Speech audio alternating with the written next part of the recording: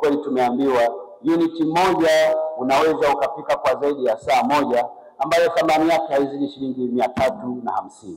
Ndugu zangu, leo pamoja na kusherehekea siku ya mwanamke, tumeona vile vile kuwa ni lazima tuwe na siku ya kuhamasisha matumizi safi ya kupikia nishati na hasa nishati ya umeme.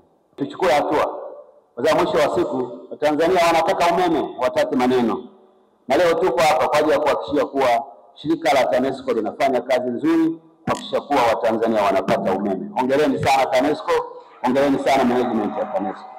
Na kwa kweli tumeambiwa uniti moja unaweza ukapika kwa zaidi ya saa moja, ambayo thamani yake haizidi shilingi 350. Maana ni kwamba ukitumia mkaa unatumia gharama kubwa zaidi kuliko ambavyo ungetumia umeme. Na kwa sababu hiyo tuendelee kutoa elimu kwa watu wetu wote kuwa nishati ya umeme ni nishati ambayo inafaa kwa ajili ya kutumia kupikia.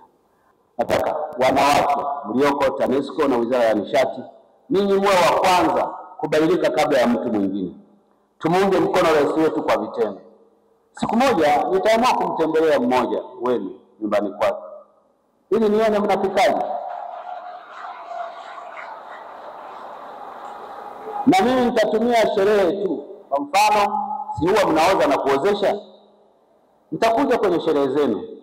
Msishangae napitiliza jikoni kuangalia huyu aliye Wizara ya Nishati anapikaje. Maana tusihubiri injili ambayo sisi hatuishi. Tuanze sisi kwa kupika kwa nishati safi.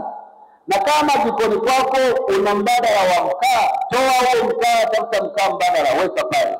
Ili tuunge juhudi kazi ambayo Mheshimiwa Rais anaifanya kwa vitendo. Na mimi naamini kwamba kila mmoja atakuwa anatumia nishati safi ya kupikia hasa umeme. Na mkurugenzi, kama kuna mfanyakazi ambaye hana jiko la kupikia, tafutie shughuli apate fedha hata 150,000 anunue jiko moja awe na jiko nyumbani kwake.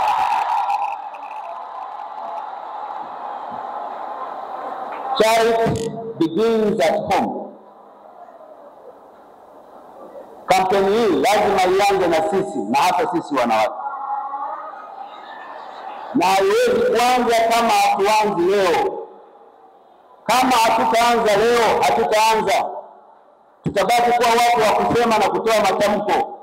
Wakati tukirudi nyumbani sisi wenyewe mikono yetu ina mkaa wakati wa kupika.